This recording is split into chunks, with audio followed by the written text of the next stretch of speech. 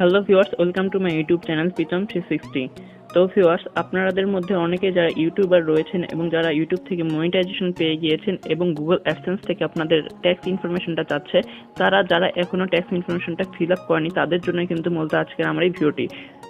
তো ভিউয়ার্স, সেই ট্যাক্স ইনফরমেশনটা ফিল আপ করার জন্য কিন্তু টিন নাম্বার চাই এবং আপনারা কি করতেছেন, আপনারা অনলাইনে এটা নিয়ে সার্চ করতেছেন যে অনলাইন থেকে কীভাবে টিন সার্টিফিকেট বের করা যায় এবং আপনারা সেটা কিন্তু অনলাইন থেকে দেখে নিজেরাও করে ফেলতেছেন। তো এটা কিন্তু অত্যন্ত সোজা একটা প্রসেস যে আপনারা কীভাবে অনলাইন থেকে টিন সার্টিফিকেট মাত্র 5 মিনিটের মধ্যে বের করে ফেলতে পারেন।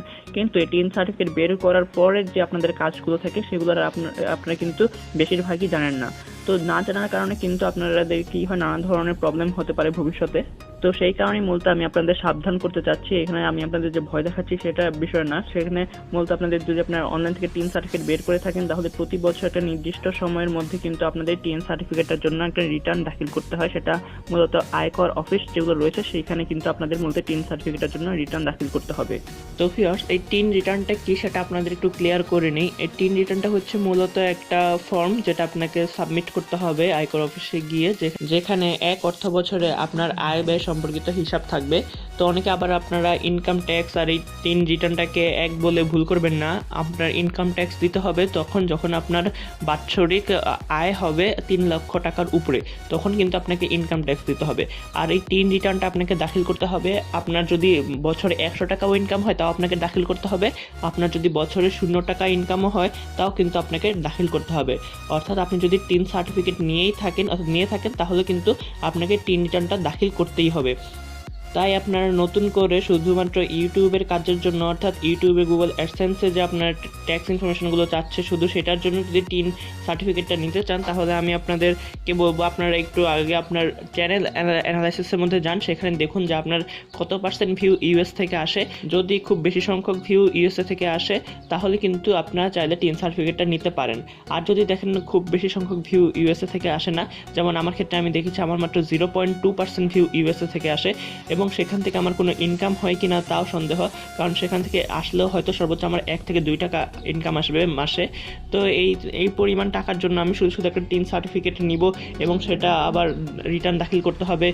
তো এই রিটার্ন দাখিল করা নিয়ে অনেক ঝামেলা পোহাইতে হবে শুধুমাত্র 1-2 টাকার জন্য। তো আমি কি করেছি, আমি টিন সার্টিফিকেট কিন্তু উঠাই নিই, আমি টিন সার্টিফিকেট ছাড়াই কিন্তু আমার সেই ট্যাক্স ইনফরমেশনটা ফিল আপ করে দিয়েছি।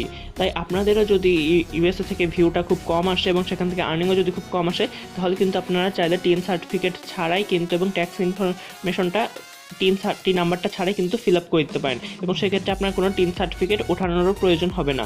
এবং সেক্ষেত্রে যেহেতু আপনি টিন সার্টিফিকেট উঠাবেন না তাহলে আপনার টিন রিটার্নের দেওয়ারও কোনো প্রয়োজন নেই।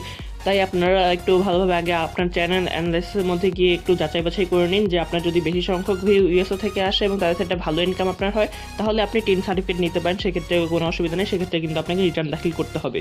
এবং আপনার যদি খুব বেশি সংখ্যক ভিউ ইউএসএ থেকে না আসে এবং আর্নিংও তেমন না আসে তাহলে কিন্তু আপনি এই টিন সার্টিফিকেট ওঠানো থেকে বিরত থাকতে পারেন এবং টিন নাম্বার ছাড়াই কিন্তু ট্যাক্স ইনফরমেশনটা ফিল আপ করে দিতে পারেন। তো ফার্স্ট টিন নাম্বারটা ছাড়া কীভাবে ট্যাক্স ইনফরমেশনটা ফিল আপ করবেন এবং সেক্ষেত্রে কী উপকারিতা পাবেন কী অপকারিতা পাবেন সেগুলো নিয়ে কিন্তু আমি বিস্তারিত একটা ভিডিও অলরেডি আমার চ্যানেলে আপলোড দিয়ে দিয়েছি এবং সেখানে দেখিয়েছি যে টিন নাম্বার ছাড়া কীভাবে আপনি সেই ট্যাক্স ইনফরমেশনটা ফিল আপ করবেন। তো ফার্স্ট আপনাদের সুবিধার জন্য সেই ভিডিওর লিঙ্কটা আমি ডিসক্রিপশন বক্সে দিয়ে দেবো, আপনারা অবশ্যই ডিসক্রিপশন বক্সটা একটু চেক করবেন।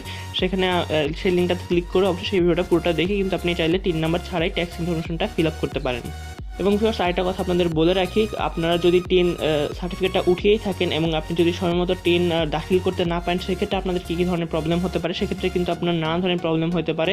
তো এখানে আপনি একটা নির্দিষ্ট সময়সীমা থাকে যে টিন রিটার্ন দাখিল করার, এবং সেই নির্দিষ্ট সময়ের মধ্যে যদি আপনি টিন রিটার্ন দাখিল করতে না পারেন তাহলে সেই নির্দিষ্ট সময়সীমার পরের দিন থেকে কিন্তু আপনার উপর 3 ধরনের পানিশমেন্ট কিন্তু আপনার উপর শুরু হয়ে যাবে।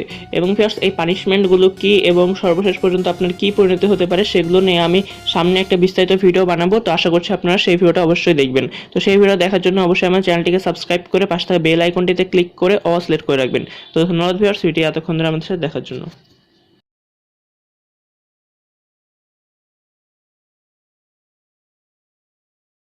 ধন্যবাদ ভিউয়ার্স ভিডিও দেখার জন্য, এবং ভিডিও ভালো লাগলে ভিডিওতে লাইক কমেন্ট শেয়ার করতে তো একদমই ভুলবেন না। এবং আমার চ্যানেল নতুন হয়ে থাকলে বা আমার চ্যানেলটি সাবস্ক্রাইব করে না থাকলে এক্ষুনি আমার চ্যানেলটি ফ্রিতে সাবস্ক্রাইব করে পাশে থাকা বেল আইকনটিতে ক্লিক করে অল সিলেক্ট করে দিবেন।